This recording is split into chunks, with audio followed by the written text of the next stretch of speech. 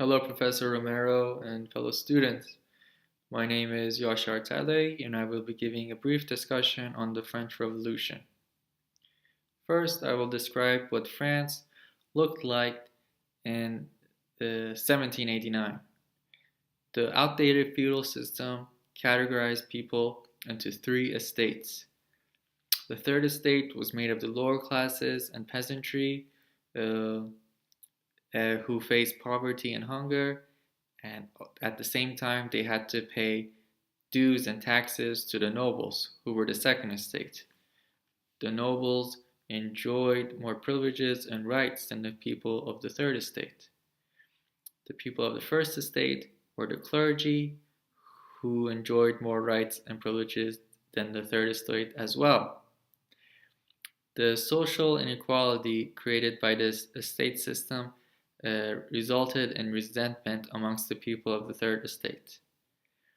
Enlightenment thinkers such as Voltaire, and the primary document, uh, Voltaire's Understanding of Inequality, where he states, in this society, man has become enslaved by another. Voltaire believes men have the right to think themselves equal to others. Another Enlightenment thinker named Rousseau had a similar notion. His idea of the social contract meant that in a just society, men should have the same rights as everyone else, guaranteed by law. With the monarchy system of government, Rousseau's social contract meant that the nobles should no longer have privileges and rights that other people do not have. Thus, these ideas by the Enlightenment thinkers, as well as the poor conditions in France, are what led to the French Revolution. Furthermore, an article in the Jacobin by Voltaire states King Louis XVI did not fix the poor circumstances that the people lived in. On the contrary, after the king lost all his wealth, he increased the tax on the people some more, which made matters even far worse. Thus, it is because of this that Voltaire states, "What other solution but revolution?"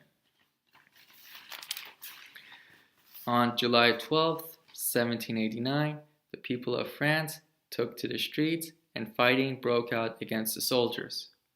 One well-known uprising was the takeover of the Bastille, which was a fortress-like prison. The governor of the Bastille's head was put on a pike and took on a parade. This would mark the beginning of a very violent and bloody time in France. Soon, the newly formed National Assembly passed the Declaration of the Rights of Man and Citizen, which declared men are born free and equal in rights.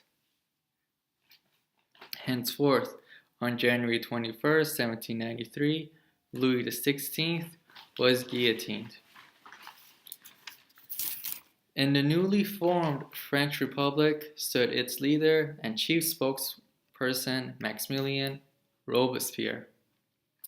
Robespierre wanted to create a republic of virtue where French citizens were mandated into becoming virtuous republicans. Those who were considered enemies of the republic were dealt with by the terror.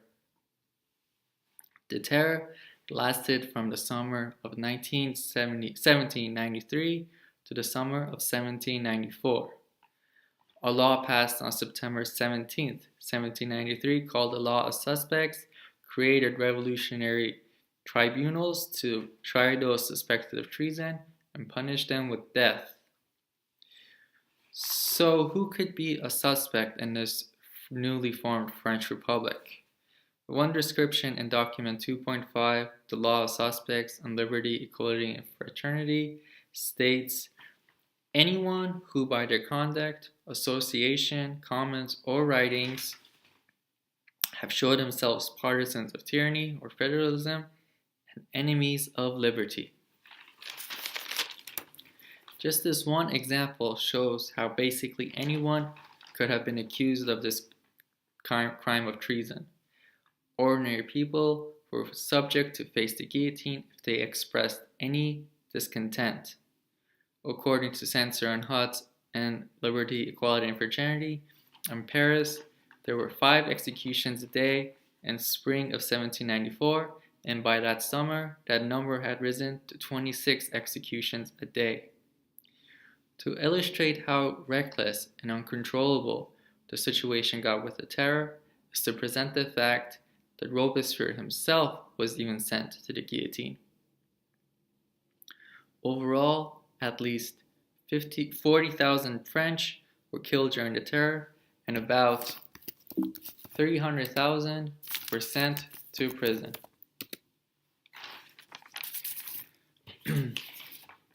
The terror became the single most controversial episode of the history of the French Revolution.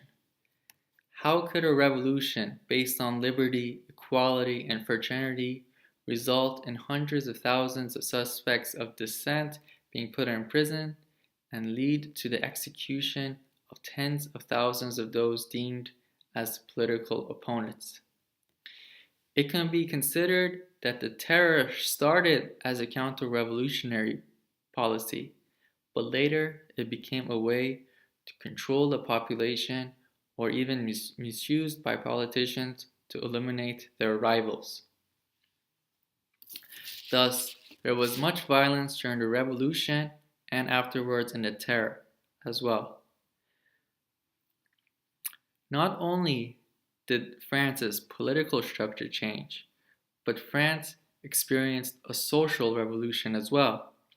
According to Skocpol in the chapter titled Explaining Social Revolutions, a social revolution transformed state organization, class structures, and dominant ideologies. All these aspects underwent significant change from the time of the monarch to 1789 and afterwards. The revolution ended the year Napoleon came to power in 1799. I hope you enjoyed this fascinating piece of history as much as I did. I hope you all have a great summer, and thank you.